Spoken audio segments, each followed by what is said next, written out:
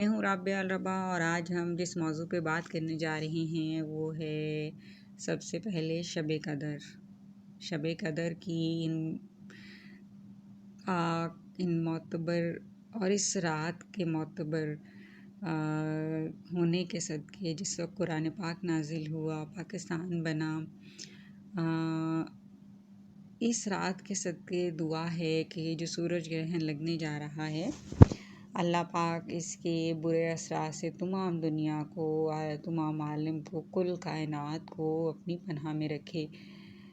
बुरे असरात तो हर सूरज ग्रहण के या चाँद ग्रहण के होते हैं इस्लामिक पॉइंट ऑफ व्यू से भी, और जो सितारों का इल्म है उसके एतबार से भी, लेकिन ये सूरज ग्रहण स्पेशल सूरज ग्रहण है जिसके हवाले से लगभग एक तहकीक के मुताबिक 370 साल के बाद ये सूरज ग्रहण लगने जा रहा है, मुकम्मल सूरज ग्रहण, जिससे दो हरारतें आपस में मिल रही हैं और उसके असरात ये होंगे। सबसे पहले गर्मी की लहर, मौसमियाती एतबार से गर्मी की लहर बहुत शदीद, ख़ास तौर पे उन इलाकों में जहाँ सूरज ग्रहण लगेगा, और उन इलाकों में जिन इलाकों में नहीं लग रहा वो उन पे भी असरात होंगे।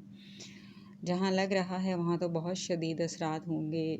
ग्लेशियर्स पिघलने से ज़ाहिर सी बात है बर्फ़ का पानी बन के वो नीचे आ जाता है, और फिर वो जब पहाड़ हल्के होते हैं जिनको कुरान पाक में ज़मीन की मेखें कहा गया है, तो ज़लज़ले आते हैं।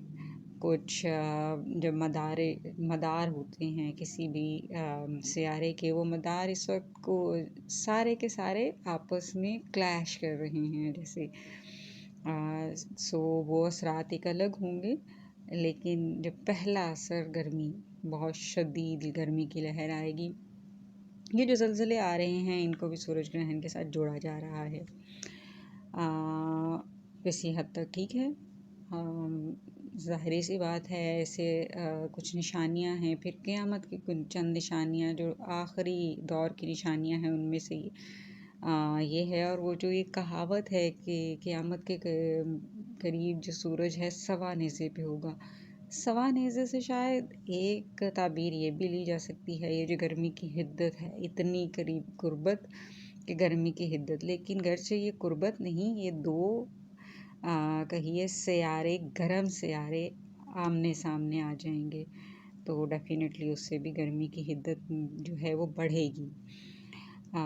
उससे तो बचना है, सो बचना है। इसके साथ एक और क़यामत की निशानी जो जिसके बारे में है कि एक लाल बछिया की कुर्बानी होनी है फ़लस्तीन में।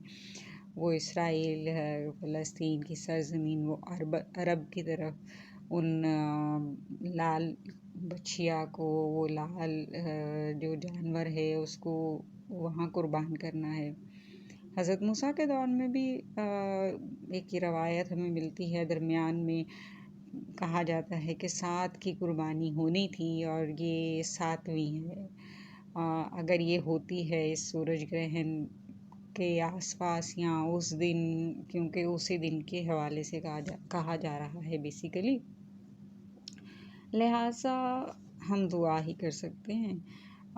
बाकी उसके बाद की तमाम तफसील ऑलरेडी मौजूद हैं तमाम कुतब में, कि अगर वो कुर्बानी हो जाती है, और तमाम मौलाना ने जो क़यामत की निशानियाँ बताई हैं, उसके बाद डेफिनेटली हम तीसरी जंग अज़ीम की तरफ सफ़र कर रहे हैं, जिसके कुछ असरात हमें ऑलरेडी नज़र आ रहे हैं। जो जंग रशिया में छिड़ी, यूक्रेन में हो रही है, वो मुस्तकिल जारी है।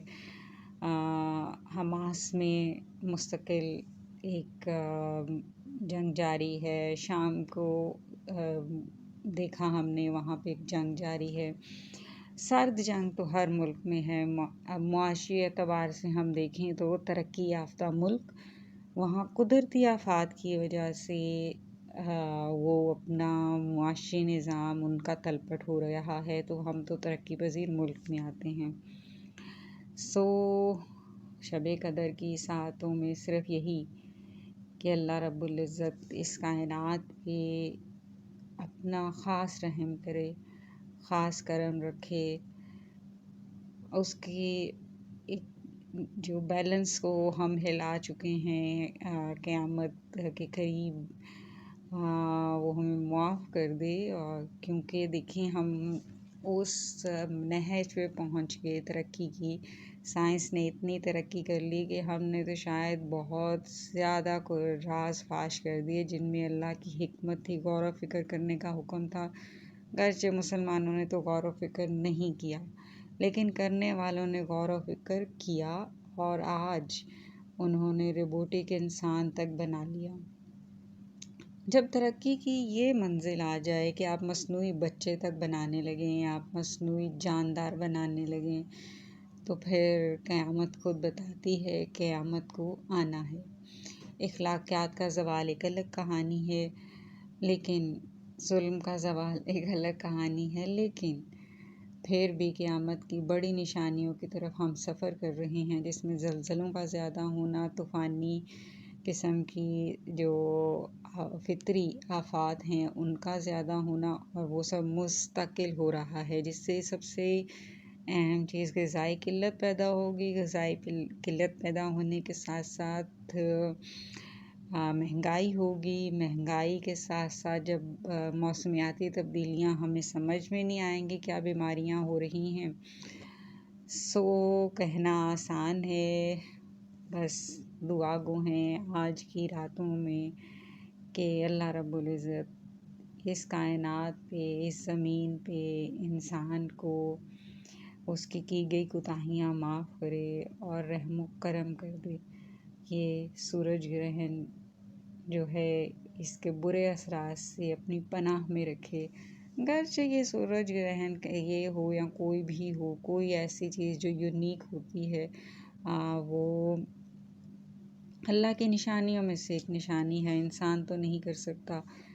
اور کچھ عرصہ بعد اس کے بعد ایک چاند گرہن ہونا ہے، وہ بھی ایک عرصہ بعد ایک بہت یونیک چاند گرہن ہے، کیونکہ اس میں چاند پنکش کلر کا ہوگا. تو آپ بھی اپنی دعاؤں میں سب کو یاد رکھیے.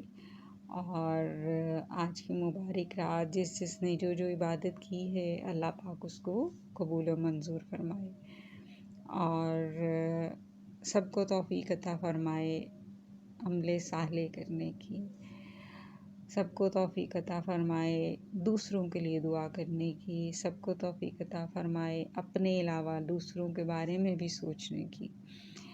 سب کو توفیق عطا فرمائے کہ وہ اپنا احتساب خود کرے.